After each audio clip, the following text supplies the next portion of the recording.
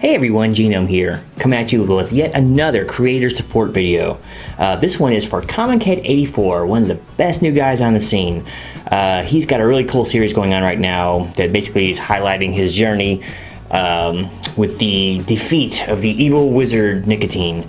Yes, he is actually giving up smoking. I believe he's at 4 weeks now, so super congrats on that. I know how you feel there. See, I quit 22 years ago, so keep with it. You can do it.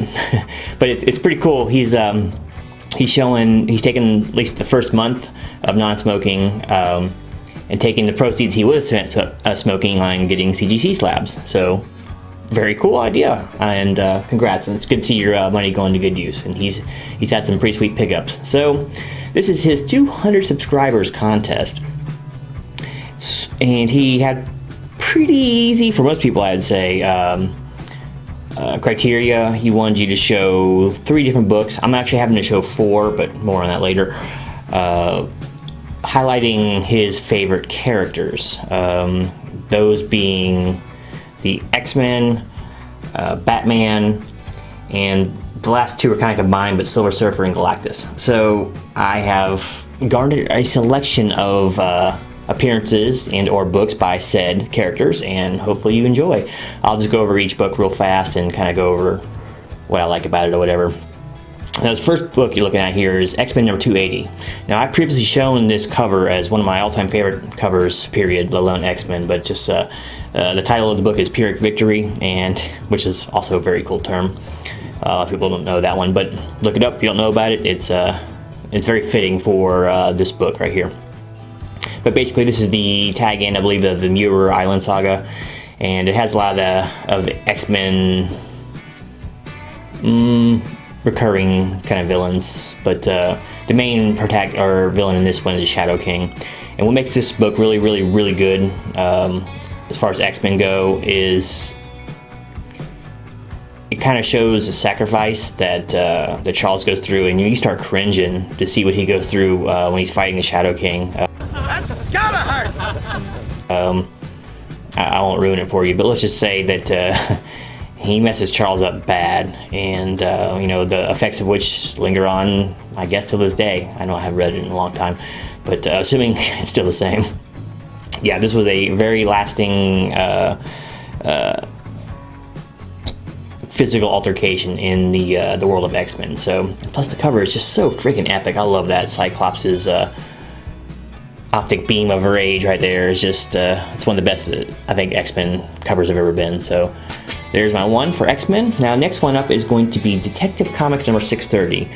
Now, a little bit about this comic and Detective Comics in general. Detective Comics, like almost all of the 600s, number 600s, were just stupendous. Man, they were good. Most of them were 1-shots to 3-shot books, or, you know, smaller story arcs, but a lot of 1-shots, which I really like, actually. You have to have good writers to pull off a 1-shot. You know, you can't just rely on people's excitement from, you know, carryover story arcs and all that. So Detective Comics was always good at that back then, and they always had really good art. I always liked their art style. I was never a huge DC guy, in all fairness, but Detective Comics I always liked, and this was probably my favorite of them. I actually gave this book away in my 100 subscribers contest a little while ago, but you know, the cover doesn't really give away too much of what's going on, but I'll give you the quick rundown of it. Is basically Batman is faced with one of his dilemmas. He's tracking down a hitman of old. This hitman is a lot like Gambit or whatever, where Gambit would only steal from thieves, and like Morbius living vampire will only feed on criminals, you know, instead of just on random, you know, passerbys. This killer he's after, this ex-killer, only hunted up mob hitmen. So basically, he killed killers. I'm so confused. So, but there's a whole gambit of things going on in this one. There's another set of killers going after the original killer, and you know, it's a big bit of intrigue, but there's a lot of detective work in this book, which is cool. And there's some action, of course, in this book, and at the very end, there's a big, I won't run it for you right now, I'll probably do a solo video on it, but there's a big moral dilemma for Batman, in the apprehension of this ex-killer. But it's just such a good story, and for, you know, one shot, so much care went into it, and just indicative of that time for Detective Comics. So kudos to you on that one, DC. Great book. Make sure to check it out if you never have. You can pick it up really cheap. It's not like a Keystone issue or anything like that. So next up, I had to split up my Silver Surfer and Galactus. I had a little bit of Silver Surfer. I didn't collect too much of them before, but like I had, like, what was it, issue number 50 or whatever. It had the silver embossed. Might have been issue 100. I can't remember, but the big one in the 90s. It was gaudy and very 90s. But once again, that was one of the ones that got just destroyed in the Great Flood. And actually, this book I'm about to show you got severe water damage on it as well, but it is still readable. But I didn't have any of them together. If I did have it before, it was just ruined. So I had to split up into 2 books, so hopefully this will count. This first one here is Doctor Strange number 50. Now this is one of those great, you know, 90s gimmicks. I mean, it's got the foil on there, and it's got a superhero mashup going on. What were they called? The Protectors of Earth, Defenders of Earth, something like that. But basically, it's Doctor Strange, Silver Surfer, Hulk. I think he's Professor Hulk at that point. I can't remember, but he's very intelligent in this. And Ghost Rider, because Ghost Rider, of course, was very hot back then. So they jammed them all up and threw him against Dormammu. But it's a really cool story, and Silver Surfer is in it. So I figure, hopefully, this will count.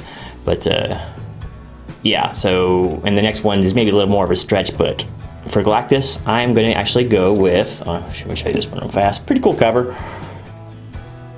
It's actually a not too bad a use of the foil. Finally, we have Secret Wars number 10 here.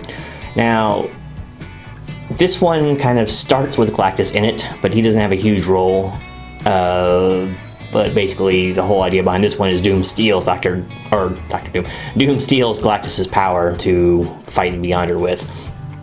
But Galactus is in here, and this, I was looking through most of what I have left for books, and I think this is the most prevalent I have of Galactus. So hopefully this will count for you. But once again, an incredible Mike Zeck cover. This has also been featured on another of my contest videos about my favorite covers of all time. But I mean, how can one deny the sheer beauty and detail and badassery of that cover? Good old Doom. He was a beast then. So there you have it. Of course, everyone's heard my story of the Great Flood and the ruination of 9/10 of my collection of comics. You don't know what hard times are, Daddy! And, you know, what else can a man say about an event such as that? But hey, you just keep on driving on, and at least I have still some collection left, right?